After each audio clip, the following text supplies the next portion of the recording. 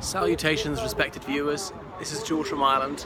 Behind me you can see Luzhniki Stadium, and in the World Cup about to begin quite soon, some matches will be played here.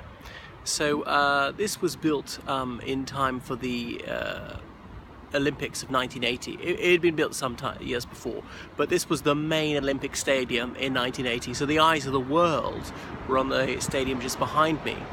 And the General Secretary of the Central Committee of the Communist Party of the Soviet Union, Leonid Brezhnev, he opened the games there in July 1980.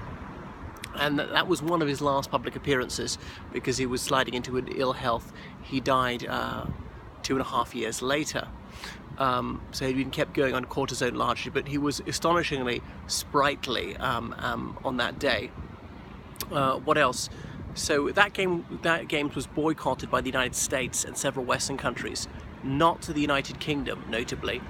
It's because Soviet troops were in Afghanistan helping the Afghan government fight the Mujahideen. And some countries claimed that was not on, so they refused to go. The United States held an alternative sporting event, the Philadelphia Liberty Classic, at the same time, clearly intended to clash with the Moscow Olympics, though they said that it wasn't. And that was that.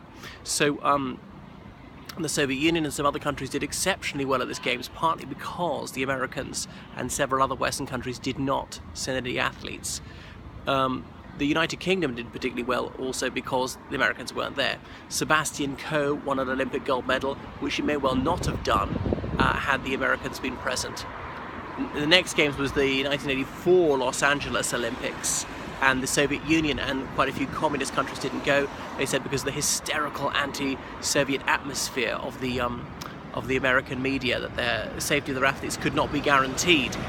That meant that 1988, the Seoul Olympics, was the first proper Olympics in 12 years since the 1976 Montreal Olympics. Anyway, here we are on the floodplain just north of the river Moscow. It was very flat, that's what I'm saying. That's why it's the perfect place to build a stadium.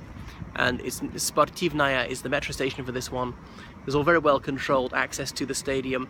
It's close enough to the metro, sufficiently far away to spread out the crowd, so you don't have too many people arriving at the same time, because of course people walk at different paces, which is why, you know, if you have 1,000 people leave the metro in a minute, how long is it going to take them to get to the actual gates of the stadium? Some of them 3 minutes, some of them 4 minutes, some of them 5 minutes, depending on how fast they walk, which is what you want.